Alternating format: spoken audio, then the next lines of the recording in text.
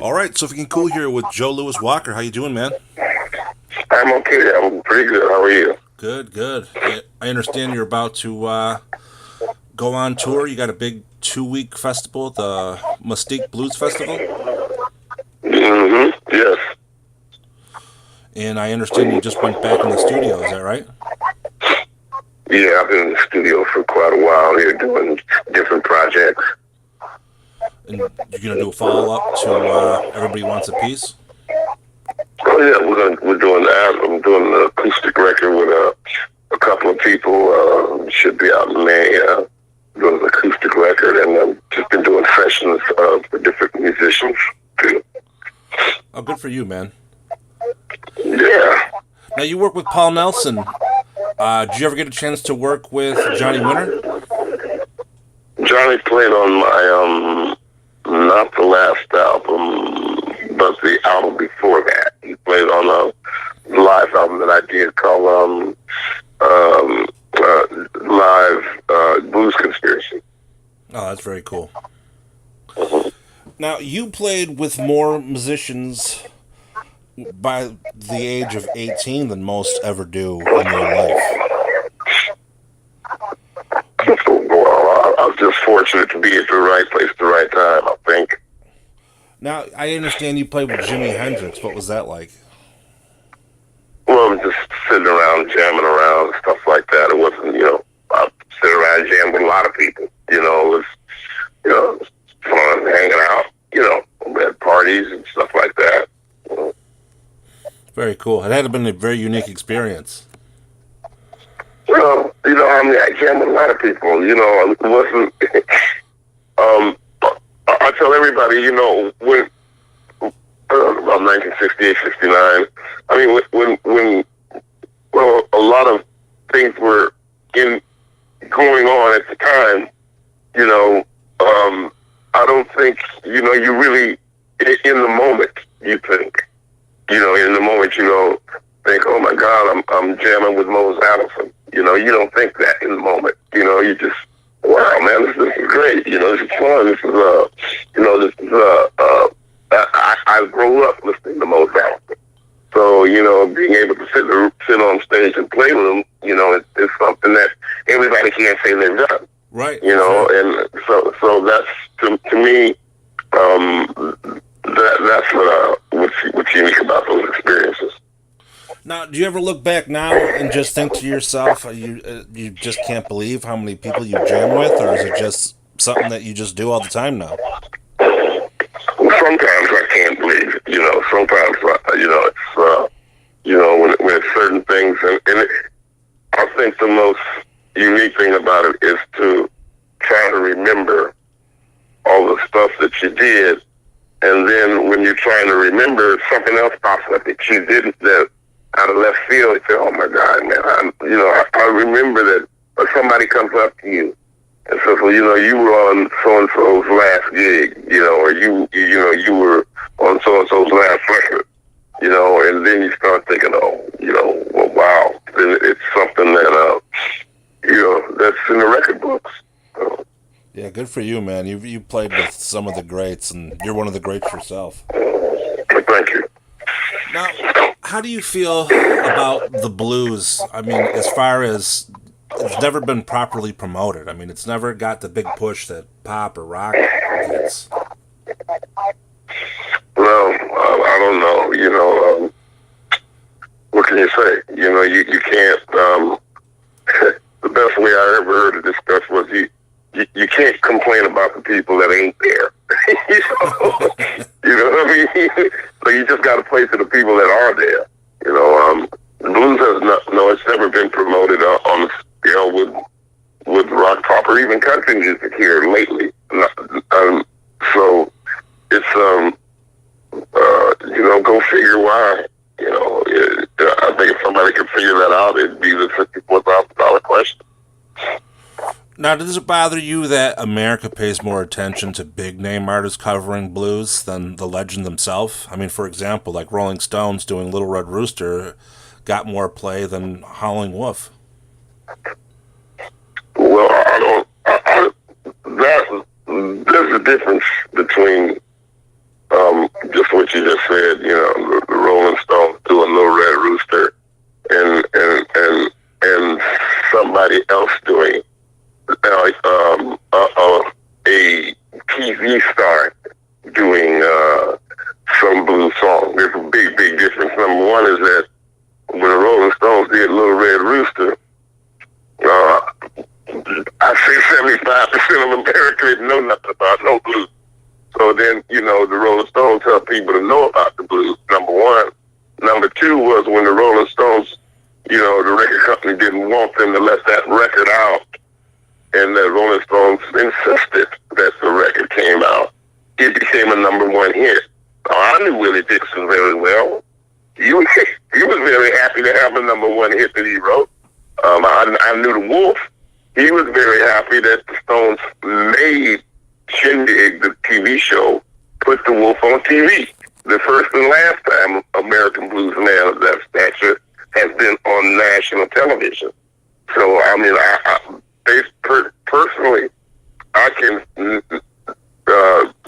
thank the Rolling Stones enough for bringing the blues to America, because it's like Elvis Presley. Certain people might not have heard rock and roll if Elvis Presley hadn't sang it. Well, I'd say a lot of people probably wouldn't have heard blues if the Rolling Stones hadn't played it and kept insisting that their heroes be put on these shows that they were on. That's a big difference between that and what's going on today. That's the difference between night and day. What's going on today, to an extent, there's no opening act. So a lot of musicians say, well, if we couldn't have opened up shows, people would have never heard us. Every musician from Ringo to whoever has spoken up about that. Well, the Rolling Stones and the Beatles took acts with them every time. Black acts, white acts, you name it. Finn, Sham, and the Sparrows opened up for the Beatles at the Hollywood Bowl, and they had a hit called Willie Bully, and there was the Tex-Mex group. So, all those guys were, I sincerely believe, were giving back to the music. Today, you have so-called stars who will not have opening acts, things of this nature, and they were opening acts themselves. Right. So it sort of cuts off the access for a new act, or we call them a baby act, to to get that experience, to get that exposure, and it also cuts off an opportunity for the audience to discover new acts. Everybody can't be on Star Search or American Idol. Everybody can't be on that, and everybody don't believe in that. So, there you go there. Now, do you feel that blues gets a bigger reception when you play out of the country than opposed to playing in America? I think it depends on who you are. I'll give you an example. I just came home yesterday from London. I flew over to do a show at the 100 Club. 100 Club is more history in England than just about any club. The 100 Club is famous. Everybody's played there. From Chuck Berry to you name it, the Rolling Stones, everybody played the 100 Club. Well, I played it about 5 or 6, 7 times. I forgot how many times. And when I played there was about 450 people capacity. When I come to America, it's harder to get 450 people in a club, and you can draw your own conclusions as to why. I've got a publicist, I've got a webmaster. Every one of my shows is, publicized and put on the web. But I don't know. I think at home here in America, it's just it's been the same situation for years. Now, do you think the internet is helping with blues get across to more people? You got YouTube and Facebook and all that. It's got a chance for people to look up stuff that they've never heard before. Well, that's a good question, but I think for some people who are really internet savvy and have the number of internet options that they use and updates and all the different things that go along with it. I think that it's advantageous. And then you have some people that don't use it. You know, I mean, you see some people that are on it all the time, and then you see some people, I mean, you don't see Bonnie Raitt on the internet hardly ever. You don't see Taj Mahal on the internet hardly ever. You know, because they don't use, they don't, you know, they're known and they use it sparingly. Whereas you see some people that are well known that are on it all the time. So I don't know if there's a rhyme or reason to it at all. Now, does it get a little bit tiresome for you to go back and forth the way you do? Like you mentioned, you just played London. Now you're gonna go and do the festival here for a couple weeks, and then I see you're going over to Australia for a huge festival with Robert Plant and Jackson Brown, Melissa Etheridge, Lauryn Hill, just to name a few. Yeah, and I go to Israel before I go to Australia. No, I'm used to this. You know, I think traveling is part of what we do. You know, and we enjoy traveling. You know, when you can get to point A and point B without, you know, being delayed by 7 or 8 hours. You know, but delays come with flying and traveling. I'm just saying it's a bounce for you. You know what I mean? It's never one straight. Like I'm doing the States, and I'm gonna do a UK tour. I'm gonna do this. You're all over the place. Yeah, we are all over the place. That's true enough. You know, we try to go where people want to hear the music, and sometimes it's various places that you don't think it would be. You know, like China, Beijing, or Israel, or I played in Lebanon. I played a month at a time in Turkey, Brazil. You know, on and on and on and on and on and on. And not just the big towns, small ones, some of the small ones too, which is a lot of times much more rewarding. Now, out of all the places you played in the world, what was your favorite? I think usually your first is something that you remember. And I think when I went to Scandinavia in the early '80s, as part of the Mississippi Delta Blues Band, spending a month in Norway was just memorable. It's a beautiful country and open people, and it just I got friends today still from Norway from 30 something years ago, and I just always remember.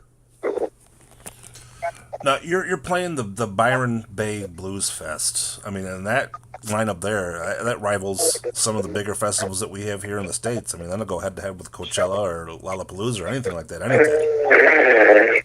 Yeah, well, Byron Bay, I think right now it used to be a festival outside of California. When it comes to acts, you know, when it comes to, because I played Byron, this will be my 5th time playing Byron Bay. The last time we played, we were on the show with Bob Dylan and the Funkadelics and all kind of other Elvis Costello and a bunch of. Now it's the thing with Robert Plant and Nile Rodgers and Lionel Richie and on and on. Rick Estrada and the Nightcaps and on and on and on. So it's always fun because you get to see a lot of your musician friends and people that you haven't met that you want to meet, and people that want to meet you. It's fun, you know, and you get to hear everybody. Like when we played there last time, you know, Bob Dylan sounded really good. I mean, really, really good. And you know, how many times you don't get a chance to see Bob Dylan?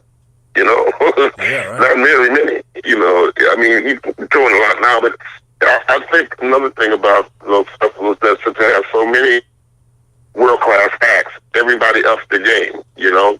Everybody ups their game, so you're going to hear some of the best shows.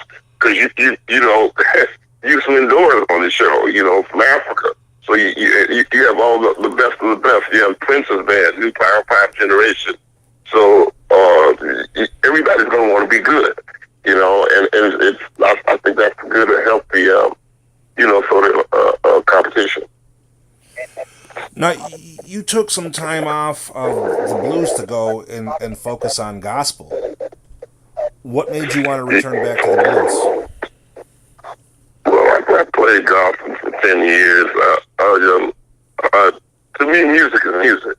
You know, I just I'm restless slow musically.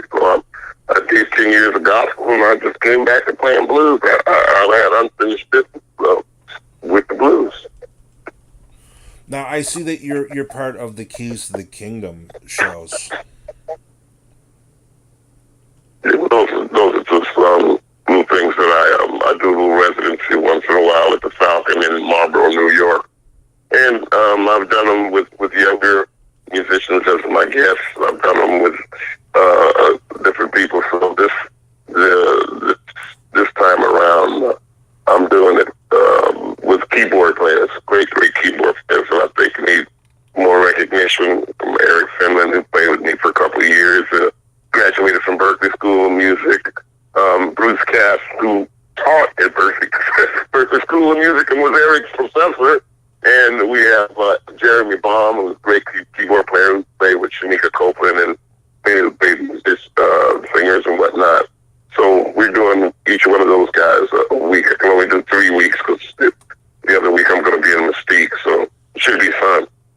Sounds like an amazing time. Now, we talked about that you were in the studio and you're doing a couple projects. When can we expect to hear some of that music? Oh, I think, I think the acoustic record might be out in May or April, May. I think June is the latest, and my record with my band, it could be out few months after that. Now, people want to follow up. They want to know more about you. They want to know the tour dates. What's the best way to go? Is it right to the website? Yes, the easiest way is just to go to chipandloosewalker.com or either, check me out on Facebook. And there's links to all your social media from your main site? Yes. Perfect. All right, I know that you're playing here in Buffalo. Looks like the 15th of February. Right. Mm-hmm. And looking forward to that. I'm looking forward to seeing you myself here. And you got a lot of other dates going through. But like I said, we're bouncing back and forth from here to Egypt to Australia. Yeah. So definitely, one way or another, your fans from all over the world will get a chance to see you. Well, we look forward to seeing you, man. Thank you for having me. All right, thank you. Take care. Okay, take it easy.